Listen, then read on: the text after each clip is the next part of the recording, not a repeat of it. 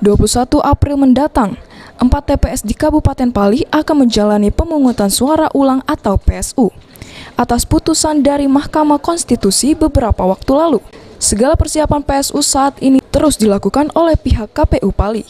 DPRD Sumsel khususnya Komisi 1 yang membidangi pemerintah direncanakan akan memantau langsung jalannya PSU Pali itu sendiri dan berkoordinasi dengan KPU Pali agar PSU berjalan demokratis dan tanpa hambatan apapun. Selain anggota KPU, para anggota Panwas diminta tegas dan melakukan tindakan karena PSU ini menjadi perhatian khusus. Ya, kita berharap sesuai dengan keputusan Mahkamah Konstitusi yang mengamanahkan, memerintahkan untuk PSU agar dilaksanakan sesuai dengan aturan hukum yang berlaku.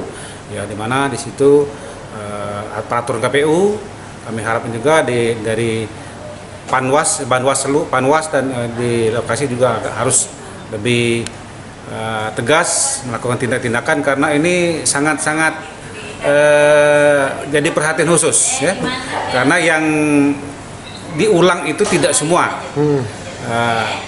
Yang kami tahu kalau tidak salah itu 4 TPS. Jadi ini merupakan pertarungan yang sengit, pertarungan yang menguras tenaga walaupun itu hanya 4 TPS. Sementara itu, Ketua DPRD Sumsel Anita Nuringhati telah mengecek langsung proses tahapan PSU Pilkada Pali dan berkoordinasi dengan PJ Bupati Pali serta unsur Porkopimda lainnya agar PSU Pilkada Pali berjalan dengan lancar. Bahkan mereka akan mengumpulkan kedua tim suksesnya, sehingga kita berharap tanggal 21 April nanti PSU di 4 TPS itu bisa berjalan dengan sebagaimana yang kita rencanakan.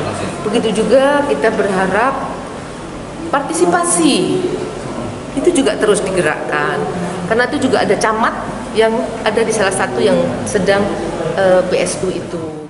Sampai sejauh ini, dari hasil pantauan langsung Ketua DPRD Sumsel dan komunikasi dengan PJ Bupati Pali, belum ditemukan permasalahan apapun terkait proses PSU itu sendiri. Firman Hidayat, PAL TV.